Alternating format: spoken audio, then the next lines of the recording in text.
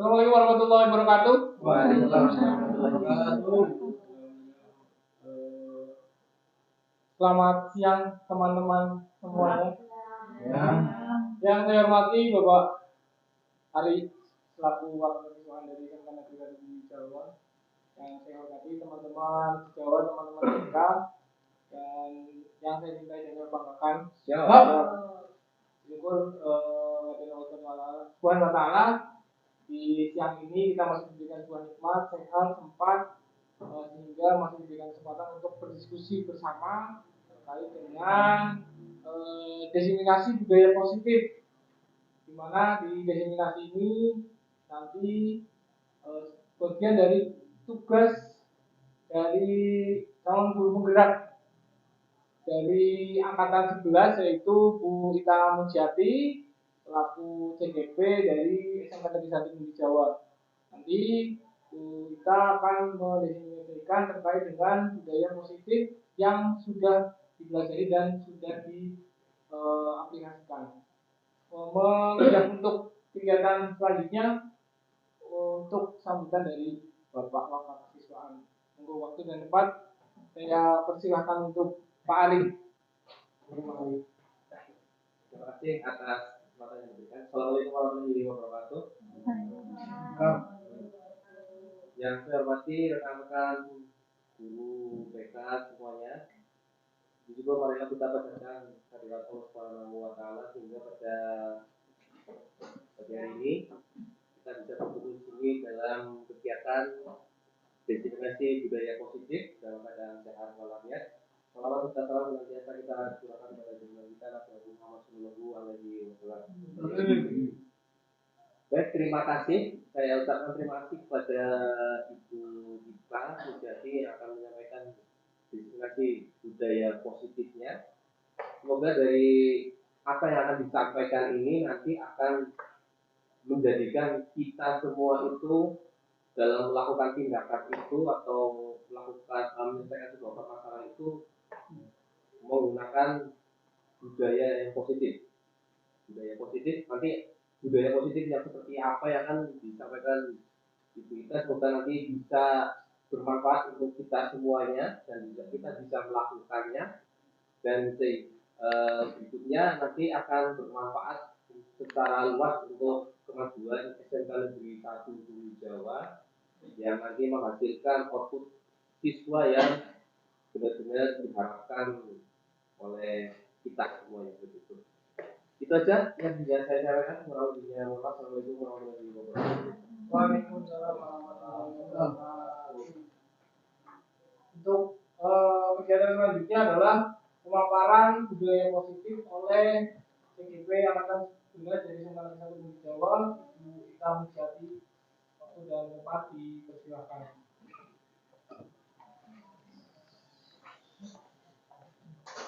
Terima kasih. Assalamualaikum warahmatullahi wabarakatuh. Saya ucapkan banyak terima kasih kepada teman-teman semua yang sudah berkenan hadir pada kegiatan pagi hari ini, yang sudah menyempatkan waktunya di tengah-tengah kesibukan teman-teman guru BK semua.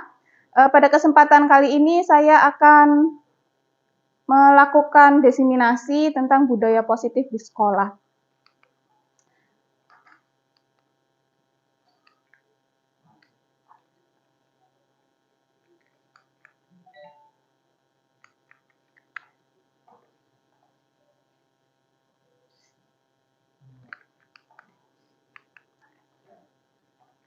Pada kesempatan kali ini ada 7 poin yang akan kita bahas bersama, yaitu tentang perubahan paradigma belajar, disiplin positif, dan nilai-nilai kebajikan, motivasi perilaku manusia, kebutuhan dasar manusia, posisi kontrol guru, keyakinan kelas, dan segitiga restitusi.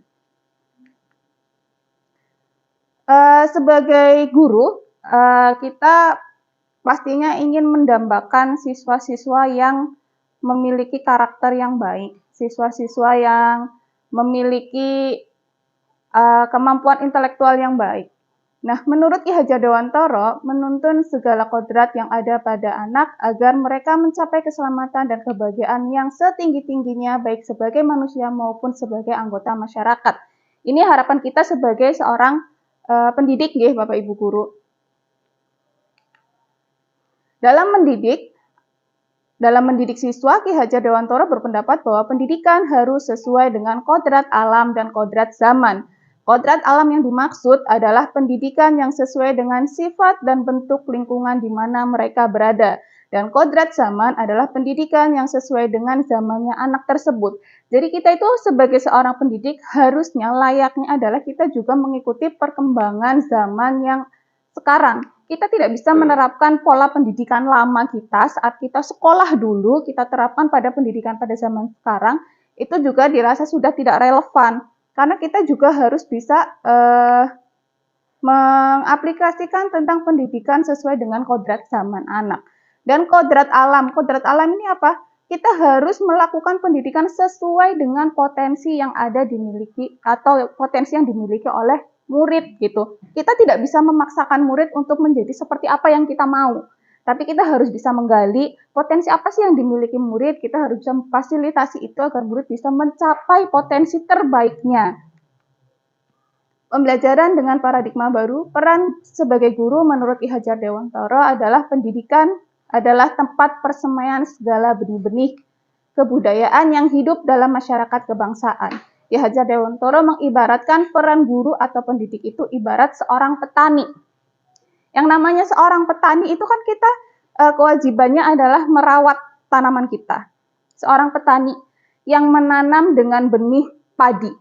Kita mengharapkannya akan tumbuh jadi apa? Jadi padi kan? Nggak mungkin kita memaksakan benihnya padi, kita memaksakan untuk bisa jadi labu atau jadi pisang.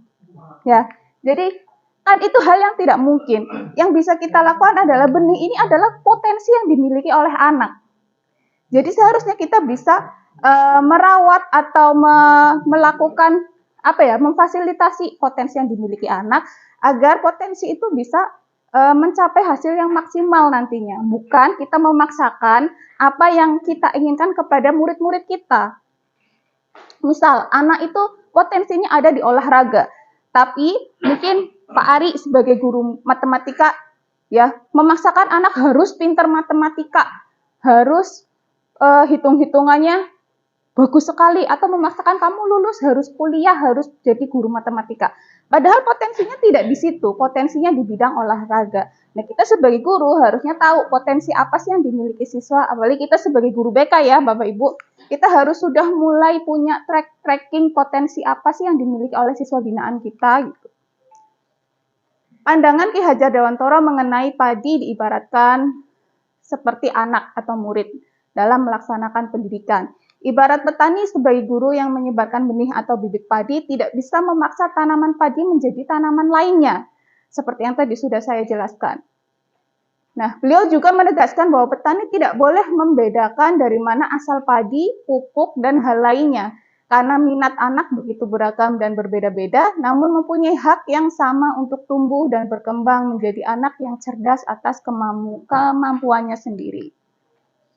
Salah satu tanggung jawab guru adalah menciptakan lingkungan yang positif, terdiri atas warga sekolah, saling mendukung, saling bekerja sama, belajar sehingga tercipta kebiasaan baik, akan menjadi karakter baik, dan pada akhirnya karakter-karakter baik dari warga sekolah ini melahirkan kegiatan yang menjadi budaya positif.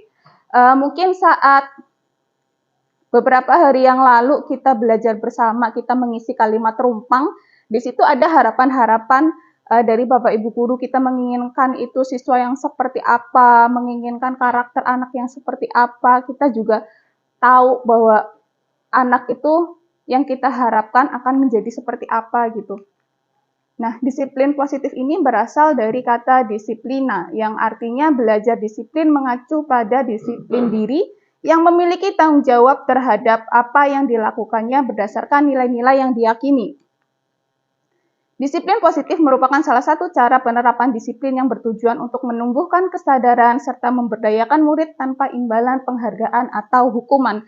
Jadi kalau disiplin positif ini adalah anak melakukan sebuah tindakan karena menyadari, karena sadar, bukan karena ada paksaan, karena hukuman, atau karena hadiah. Tapi memang dia menyadari akan kebutuhannya, dia melakukan hal yang baik itu karena memang menjadi sebuah kebutuhan untuk dia. Sebagai pendidik, tujuan kita adalah menciptakan peserta didik yang memiliki disiplin diri, sehingga mereka berperilaku mengacu kepada nilai-nilai kebajikan universal dan memiliki motivasi intrinsik dalam perubahan perilaku ke arah yang lebih baik.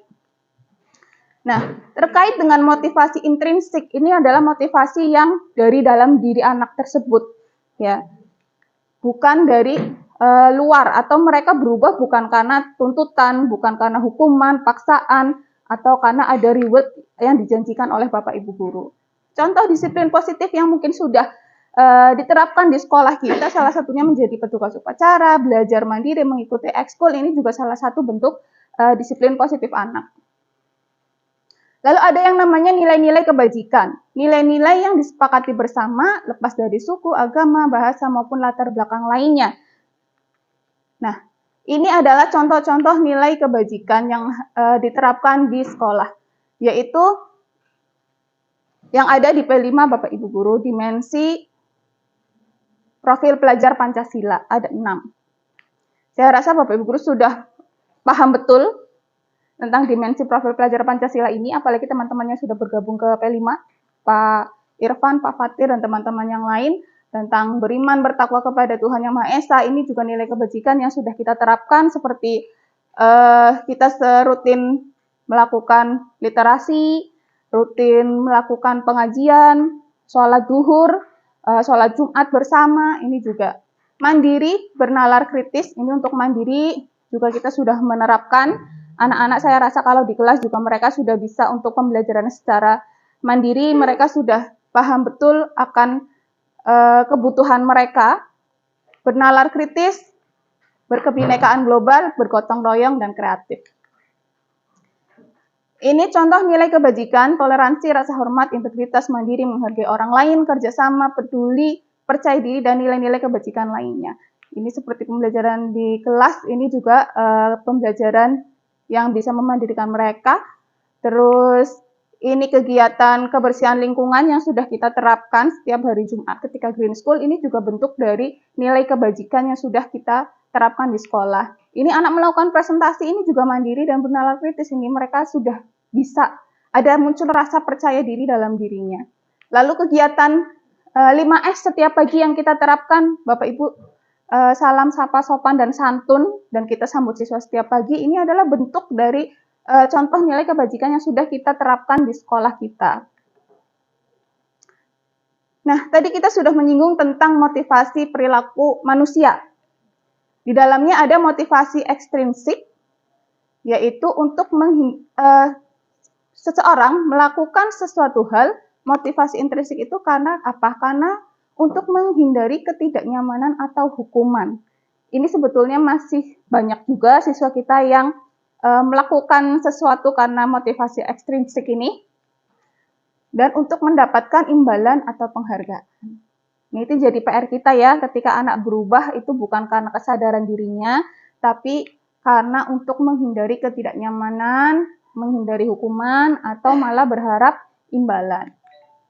Nah, yang kita harapkan adalah siswa kita bisa berperilaku dengan baik karena ada motivasi intrinsiknya atau motivasi dari dalam dirinya, yaitu untuk menjadi diri sendiri, menghargai dirinya sendiri dengan berbuat baik tanpa mengharapkan apapun. Jadi dia berubah ya karena memang keinginannya, dia menyadari bahwa hal itu baik untuk dirinya dan memang menjadi kebutuhannya. Kebutuhan dasar manusia. Kebutuhan dasar manusia adalah segala sesuatu yang kita lakukan untuk mendapatkan apa yang kita inginkan. Semua tindakan yang kita lakukan memiliki tujuan tertentu dan semua usaha terbaik yang kita lakukan adalah dalam rangka agar kebutuhan dasar kita terpenuhi. Nah, 5 dasar kebutuhan manusia itu apa saja? Yang pertama adalah kebutuhan bertahan hidup, yaitu makan, minum, kesehatan, tempat tinggal. Ini kebutuhan dasar ya untuk bertahan hidup.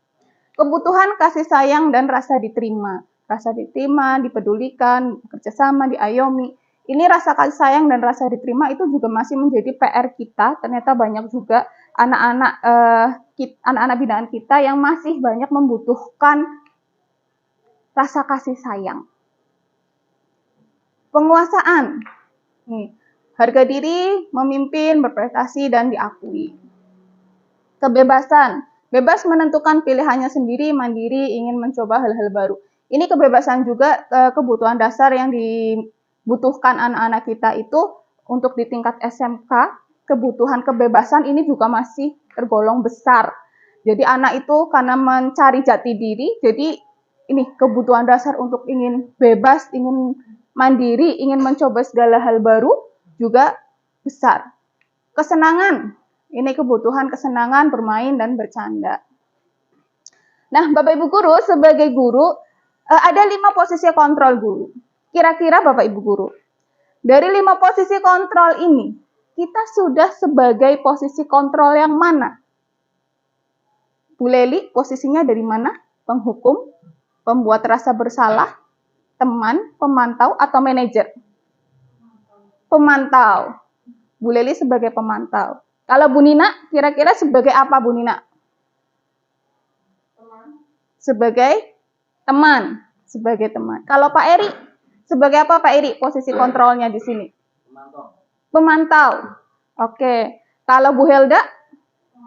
Pemantau. Oke. Sekarang kita lihat ya. Kita pernah berada di posisi mana nih? Jangan-jangan menurut kita pemantau ternyata kita penghukum. Atau menurut kita teman ternyata kita pembuat rasa bersalah. Kita lihat ya. Nah, penghukum. Ini contoh penerapan posisi kontrol, murid terlambat, kita sebagai penghukum. Terlambat lagi, pasti terlambat lagi. Selalu datang terlambat. Kapan sih? Bisa datang tepat waktu. Ya. Membuat rasa bersalah. Adi, kamu ini bagaimana ya? Kamu sudah berjanji dengan ibu tidak akan terlambat lagi. Kenapa? Ya, senang sekali mengecewakan ibu. Ini kata-kata yang biasanya ibu-ibu nih. Saya kecewa banget sama kamu. Pernah? Bapak Ibu? Pernah? Ya, saya benar-benar kecewa. Tolonglah bantu saya. Ya, kamu harus tahu posisi saya. Nah, itu adalah posisi kontrol sebagai pembuat rasa bersalah, Bapak Ibu. Kalau penghukum sudah jelas, anak melakukan kesalahan disuruh atau dihukum melakukan sesuatu yang hukumannya tidak relevan dengan kesalahannya. Misal terlambat, disuruhnya push up misal. Nah, itu kan sebagai bentuk penghukum.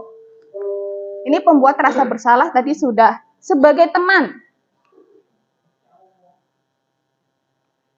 Nah, Adi, ayolah bagaimana sih kamu? Kemarin kamu sudah janji ke Bapak bukan? Kenapa terlambat lagi? Sambil tertawa ringan. Ya sudah, tidak apa-apa, duduk dulu sana, nanti Pak Guru bantu. Nah, ini ya udah, kalau ketika anak sudah melakukan kesalahan, ya udah.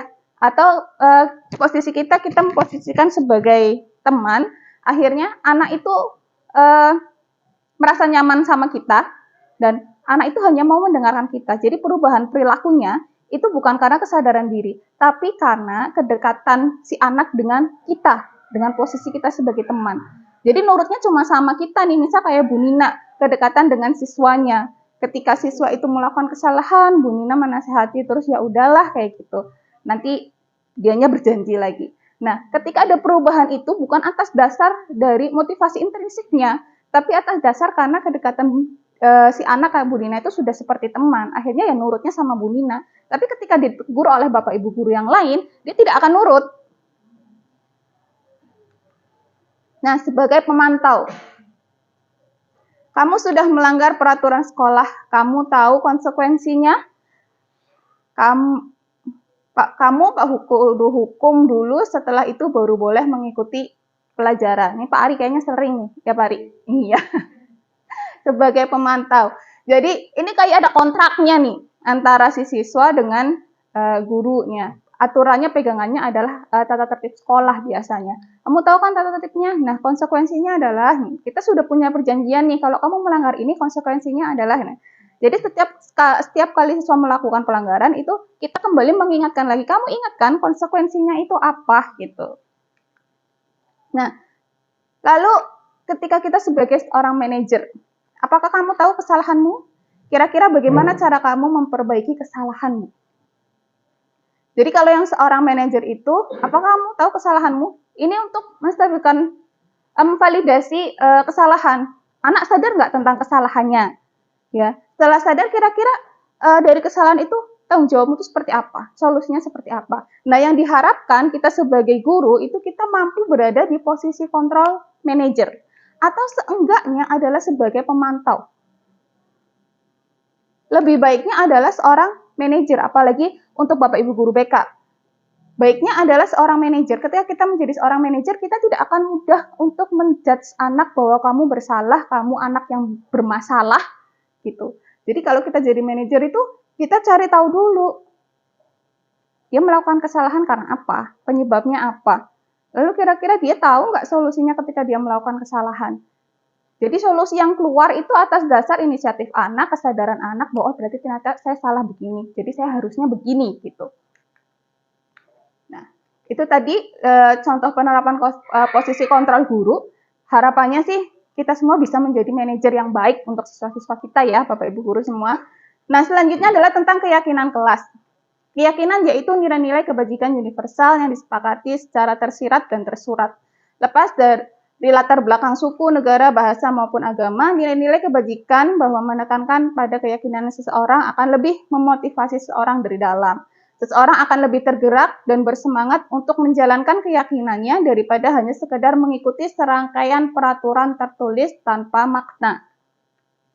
Jadi, Bapak Ibu guru, ketika kita akan membuat keyakinan kelas, diharapkan kita bisa melibatkan anak. Jadi antara membuat peraturan kelas dengan keyakinan kelas ini berbeda. Ketika peraturan kelas, biasanya guru akan lebih mendominasi.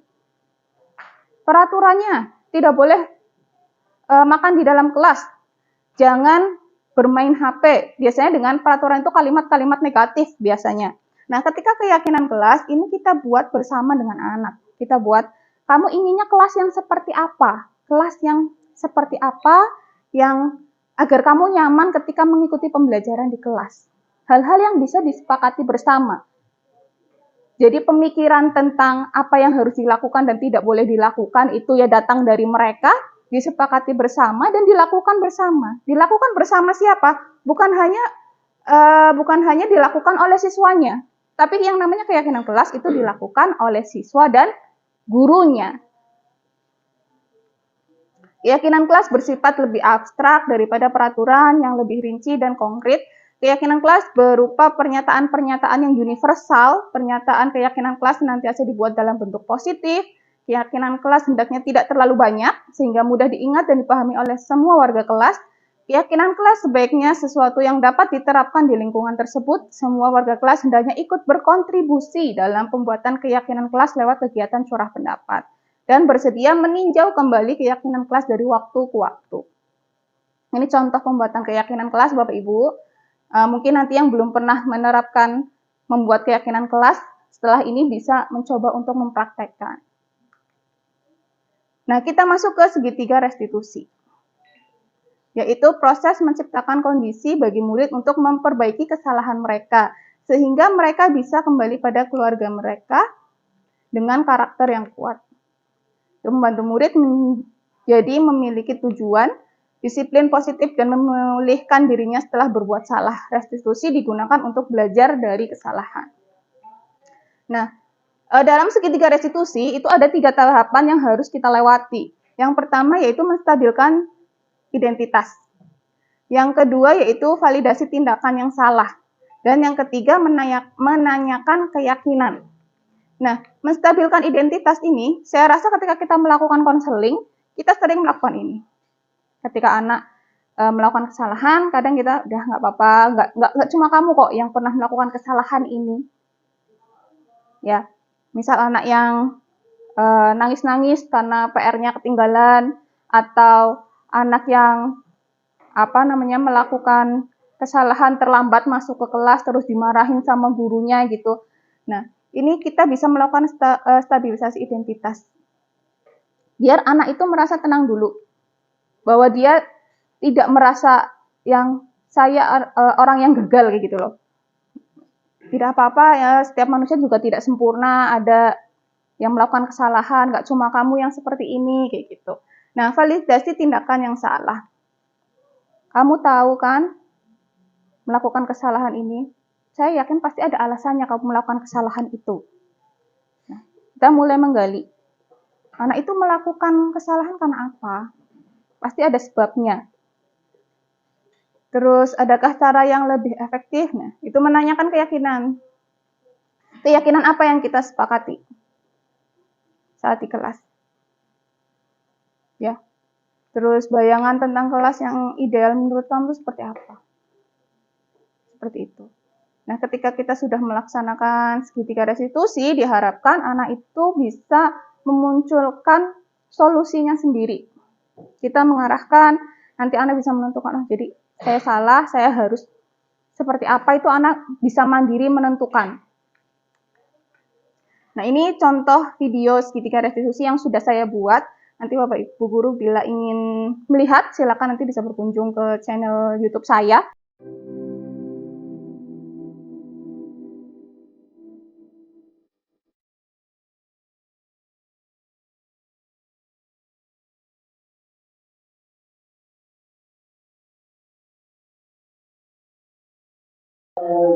Mas Nabila, gimana kabarnya? Alhamdulillah sehat Bu.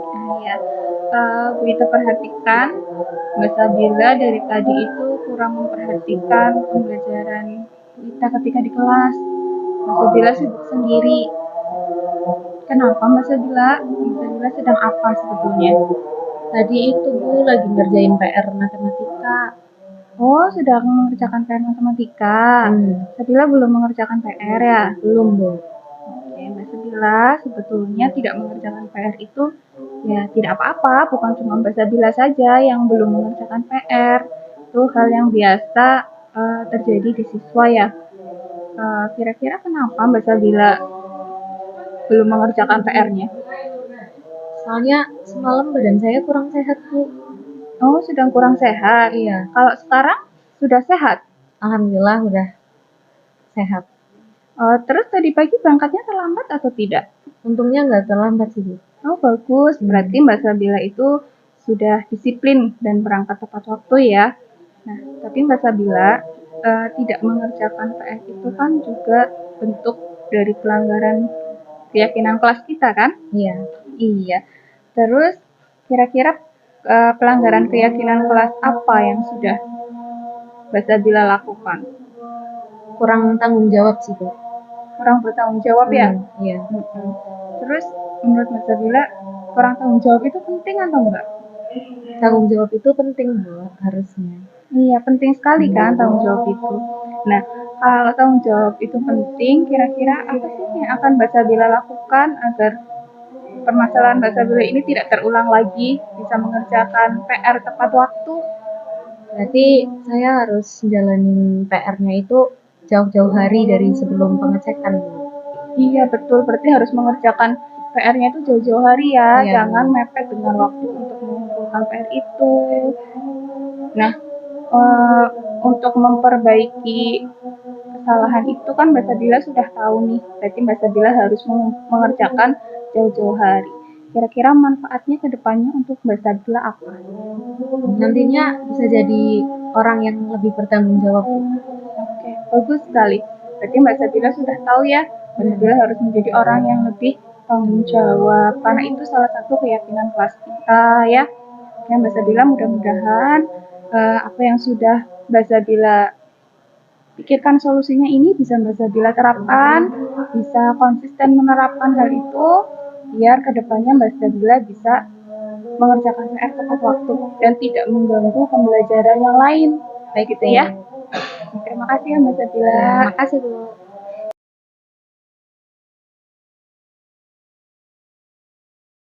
Saya sangat senang karena apa yang Bu Ita ajarkan pada saya ketika saya melakukan kesalahan bukan dimarahi tapi memberikan nasihat dan solusi yang baik bagi saya. Terima kasih.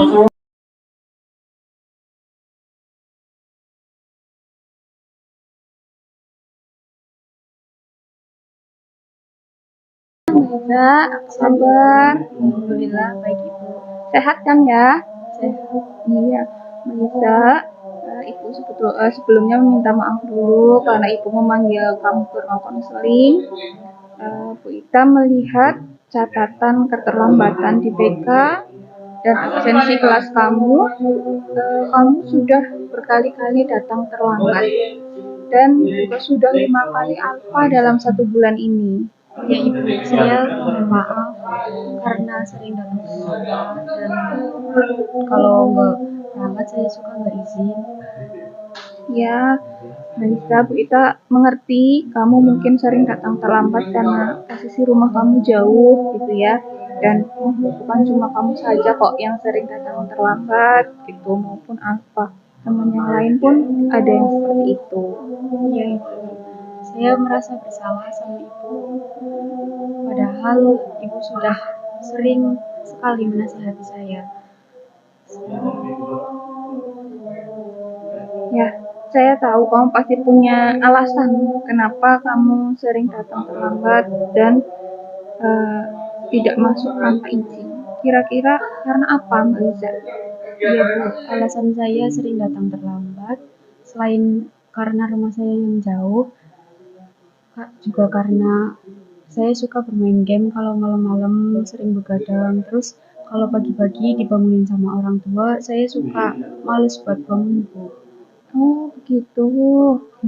Terus kira-kira ada nggak solusi supaya kamu bisa datang ke sekolah tepat waktu dan bisa aktif di sekolah untuk berangkat? Berarti saya harus mengatur waktu tidur saya agar bisa berangkat lebih tepat waktu lagi. Terus saya juga harus meningkatkan semangat saya untuk berangkat ke sekolah.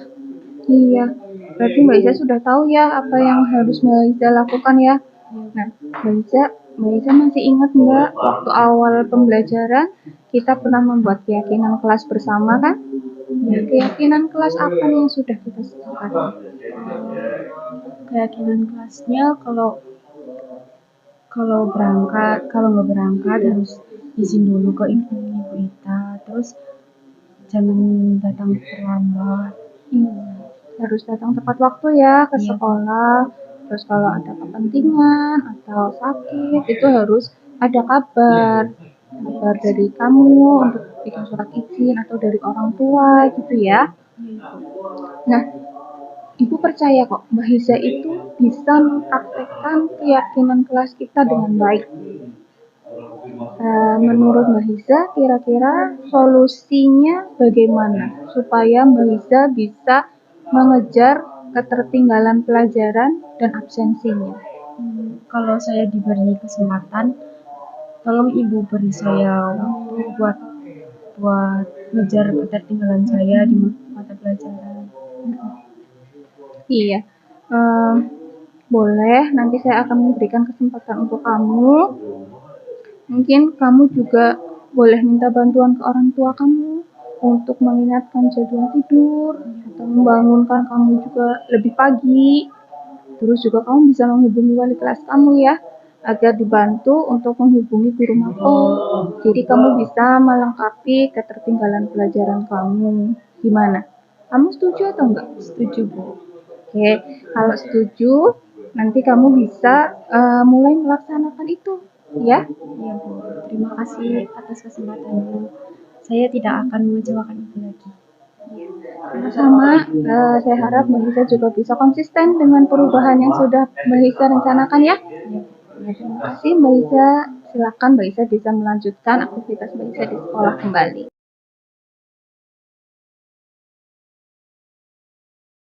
Sangat senang dan berterima kasih atas respon Bu Ita, atas kesalahan saya, dan selalu membimbing saya agar menjadi lebih baik ke depannya.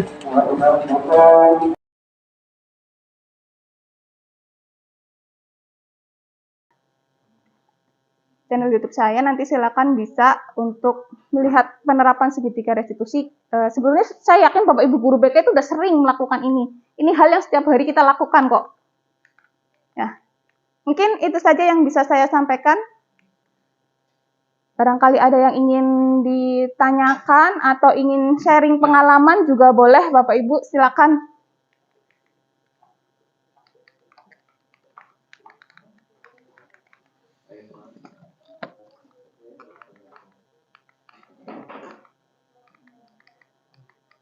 Boleh tentang tadi penerapan segitiga restitusinya, atau perubahan paradigma belajar, boleh tentang disiplin positif, motivasi perilaku, kebutuhan dasar manusia, posisi kontrol guru juga boleh. Silakan Bapak Ibu. Ya, Papa tuh?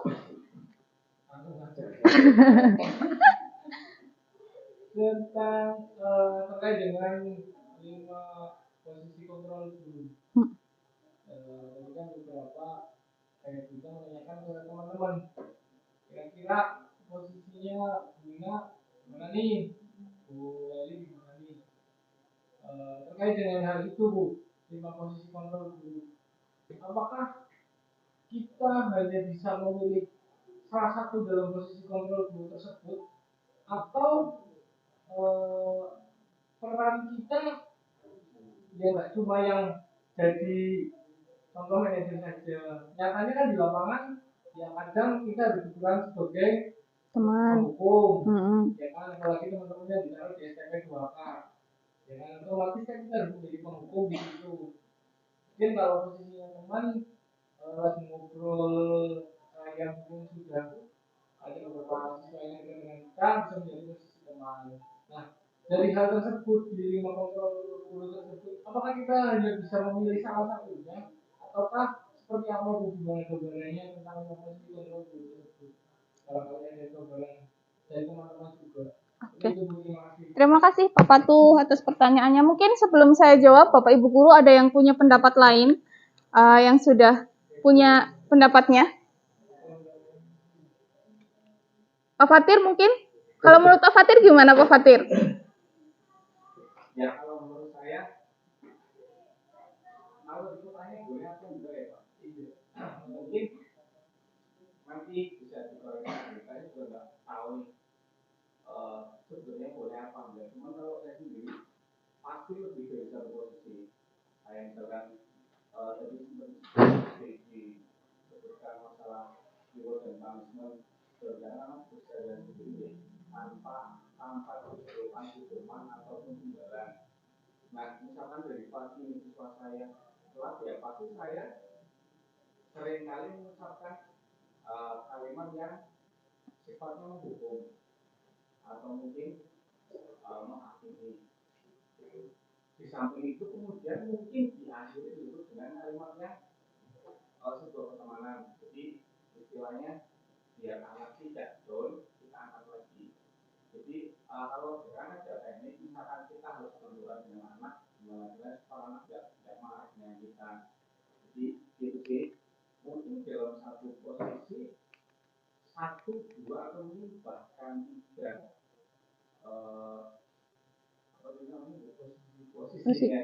posisi kontrolnya. Jadi kalau ditanya boleh apa enggak, saya nggak paham. Kalau mungkin boleh, mungkin yang punya positif ya, sebagai teman, sebagai pemantau, sebagai manajer. Tapi seringkali fakta di lapangan itu berbeda.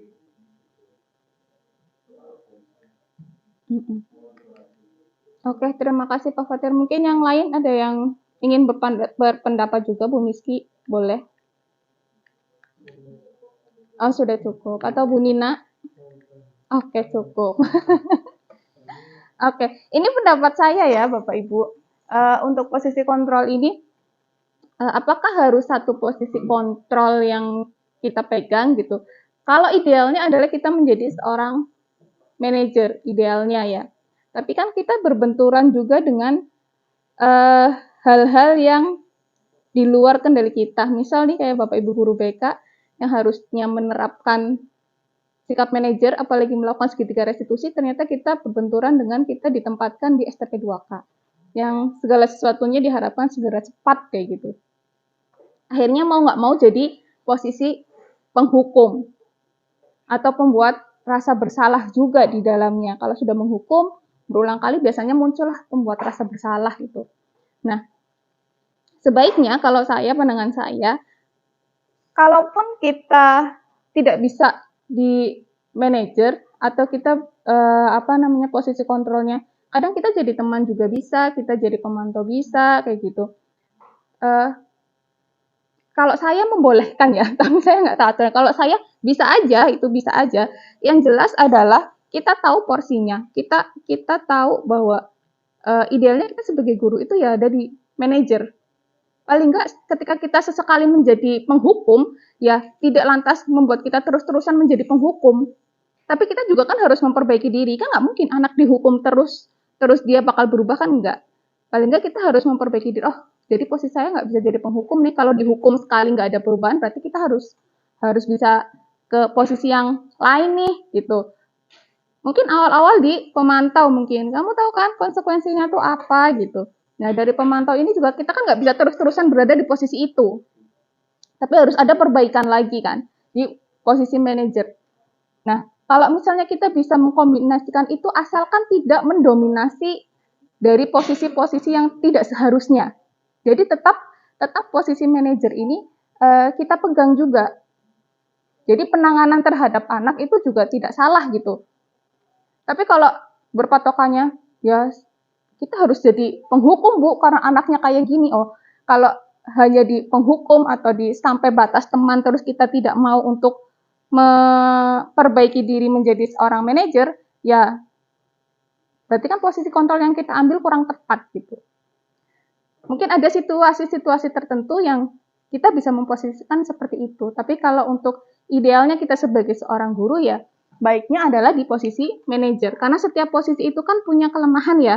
Kayak posisi teman aja kan kelemahannya adalah akhirnya kita anak itu bergantung terhadap kita. Setiap solusi itu bergantung terhadap keputusan kita. Tidak memunculkan kemandirian anak untuk menentukan solusi seperti itu. Seperti itu Bapak tuh. Oke. Terima kasih Bisa. Jadi dimenangkan lima posisi kontrol ini penerapannya mungkin semua dalam beberapa momen itu ya perlu dibutuhkan. Iya. Kita nggak bisa sepakem Iya. sebagai teman terus ya nggak bisa. Iya. Jadi kalau kondisionalnya seperti tadi harus jadi penghukum ya penghukum yang humanis lah. Iya. Yang menerapkan budaya positif mungkin seperti itu ya. Iya betul. Ya, punya gambaran dulu. Terima kasih untuk jawabannya kita. Ya terima kasih Pak Patu. Mungkin yang lain masih ada pertanyaan? Pak Fatir, Pak Irfan? Ya.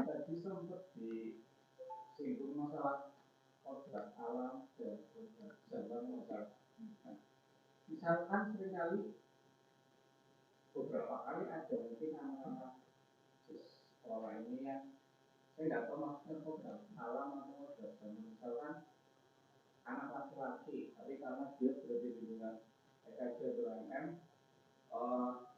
perilakunya kewanita-wanitaan. Nah, karena ketika suatu saat anak tersebut kena masalah, terus kita menerapkan di bidang itu untuk melakukan perbedaan identitas dalam politik, mungkin dia tidak merasa dia di posisi yang tidak seharusnya. Kalau misalkan laki-laki tapi ke perempuan-perempuanan. Tapi dia merasa itu hal yang ya dia fan-fan aja gitu. Tapi suatu ketika mungkin hal tersebut dijadikan dia alasan, misalkan dia mau tanggapan.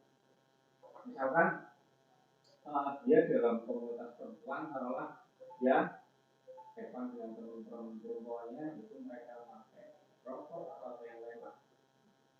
Kan ada seperti itu ada, misalkan anak-anak perempuan nih tidak di situasi sekolah bisa di luar, mereka hewan, taruhlah mereka karaokean, tapi itu ada sambil merokok gitu kalau perempuan.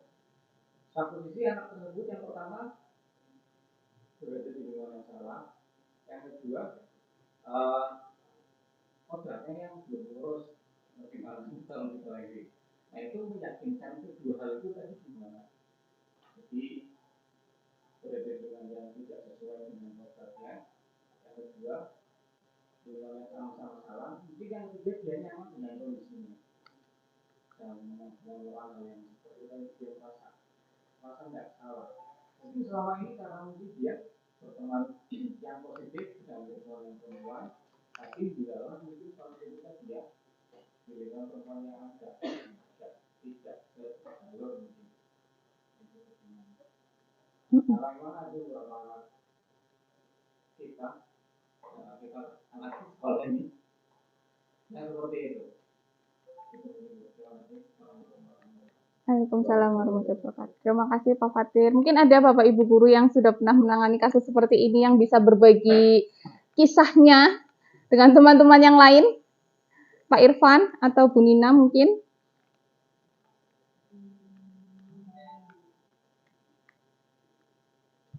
Atau Pak Ari, dari pandangan kesiswaan gimana Pak Ari? Kalau pandangan saya terkait siswa ya laki-laki yang seperti itu, saya mungkin tidak menggunakan Segitiga restitusi seperti ini, tapi saya lebih mengarahkan ke supaya tindakan dia itu tidak seperti laki-laki. Misalkan dari cara duduknya, cara ngomongnya, cara jalannya itu saya arahkan ya sesuai kodrat laki-lakinya. Mungkin yang saya lakukan selama ini seperti itu. Tapi memang nyatanya belum berhasil selama tahun seperti itu. Yang saya lakukan seperti itu. Oke, yang lain mungkin Bu Nina.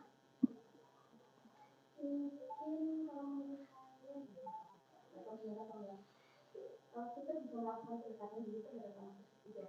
Kemudian kita bisa komunikasikan dengan keluarga, kita pendekatan terhadap anaknya, kita berusaha mengajarkan anak tua kamu itu salah, kamu itu laki-laki harusnya kamu berperilaku seperti ini.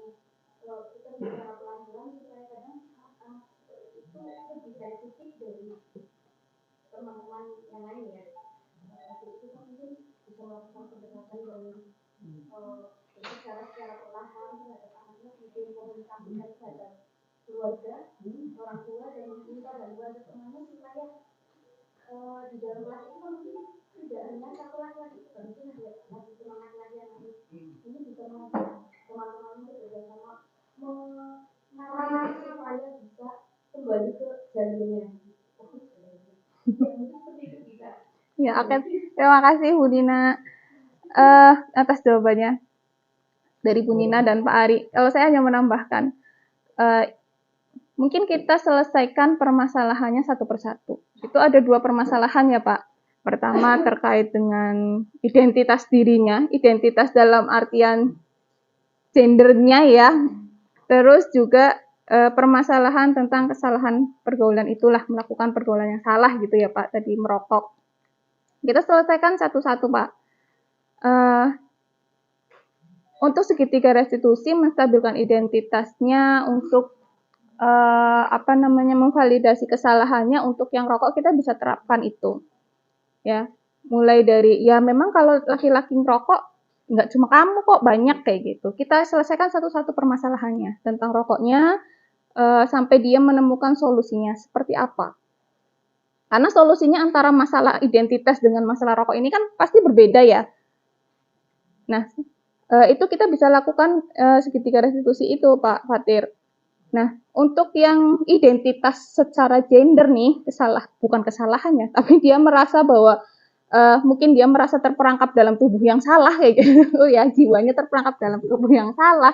Nah, ini kita bisa melakukan pendekatan konseling yang lebih intens gitu ya, nggak bisa hanya sekedar segitiga restitusi kayak gitu, ataupun kalaupun melakukan segitiga restitusi juga nggak bisa cuma cukup sekali kayak gitu, karena apalagi itu sudah berusia remaja ya, dan dia sudah merasakan hal seperti itu mungkin dari dia kecil. Nah, itu juga kita perlu yang namanya kolaborasi dengan orang tua. Seperti apa sih dia kalau di rumah? Seperti apa sih pola asuh yang diterapkan oleh orang tuanya ketika di rumah? Nah, kita juga perlu menggali itu. Seenggaknya ketika kita bisa berkolaborasi dengan orang tua, kita tahu pola asuh di rumah seperti apa, lingkungan di rumah ketika bermain seperti apa, jadi layanan konseling yang kita berikan itu tidak sia-sia. Jadi kita di sekolah mencoba untuk meluruskan identitasnya, tapi ternyata di rumah tidak didukung atau orang tuanya tetap tetap membiarkan dia berperilaku seperti itu kan hasil konseling juga pasti tidak akan maksimal gitu kan Pak Fatir. Jadi perlu ada kolaborasi antara kita sebagai guru BK juga dengan orang tuanya. Seperti itu. Terus untuk anak sendiri pasti perlu pendekatan, perlu pemahaman, perlu kita buka pemikirannya tentang hal-hal yang seperti itu tuh negatifnya seperti apa sih. Kedepannya itu bahayanya seperti apa sih untuk dia gitu. Terjebak dalam identitas yang salah. Kan pasti ada kedepannya ya dampaknya banyak gitu kan untuk dia gitu. Mungkin seperti itu Pak Fatir jawaban dari saya. Bisa diterima? Oke, terima kasih. Oke, boleh. Misalkan kalau kita sudah mengupayakan tapi tidak berhasil, ya, boleh tidak biarkan dia tetap seperti itu. Kalau memang itu tidak bisa berubah dengan kondisinya yang tadi dibilang, dia jiwanya mungkin terjebak di rangka yang salah. Nah, kalau dalam tanda petik biarkan dia seperti itu, boleh tidak dihukum juga? Dihukum? Di konsep ya, rangka seperti itu.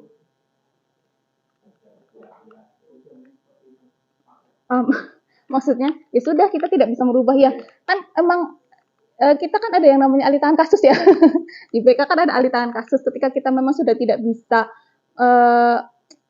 membantu si anak ini untuk keluar dari masalah dan kapasitas kita untuk membantu sudah mentok nih itu kan mungkin juga kita perlu bantuan dari pihak luar nih mungkin ke psikiater atau psikolog untuk bisa membantu lebih dalam gitu untuk hal yang seperti itu. Begitu ya Papa tuh kira-kira ya.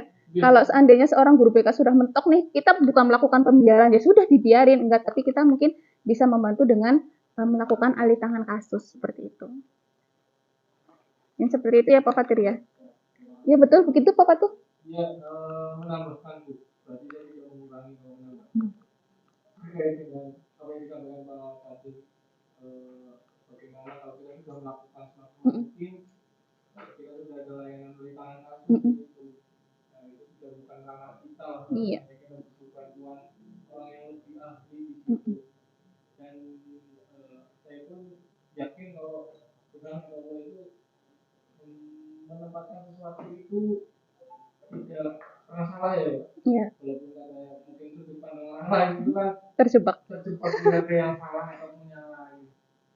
Jadi kalau perannya kita kalau beda ya boleh bisa di tangan kasus, tapi setidaknya kembali lagi ke personalnya dulu, ke individunya. Kalau memang dia masih nyaman dengan dirinya yang seperti itu, ya kita hanya bisa mendampingi dan suatu saat pasti ada harapan atau ada keinginannya dia untuk ketemu dengan jadi dirinya sebenarnya, walaupun memang jadi dirinya katakanlah memang yang agak sedikit tulangnya di presto ya, lunak ataupun yang lain katanya banyak yang contohnya pembukaan itu yang lebih mengarah ke tulang-tulang ataupun yang lain, tapi tetap menghasilkan suatu karya. Itu tugas kita tetap membimbing dan mendampingi sesuai dengan kodrat gambarnya, salah satunya itu. Iya betul. Ya terima kasih Pak Fatu atas tambahan masukannya. Pak Fatir mungkin bisa menjawab pertanyaan Pak Fatir. Mungkin itu saja teman-teman semua yang bisa saya sampaikan terkait dengan diseminasi budaya positif. Mudah-mudahan apa yang sudah saya sampaikan hari ini bisa kita aplikasikan bersama menjadi ilmu baru untuk kita, juga bisa menjadi perbaikan dalam layanan BK ke depannya, terutama di SMK Negeri 1 Bumi Jawa, agar kita bisa menjadi guru BK yang hebat semuanya. Mungkin itu saja yang bisa saya sampaikan. Saya akhiri. Wassalamualaikum warahmatullahi wabarakatuh.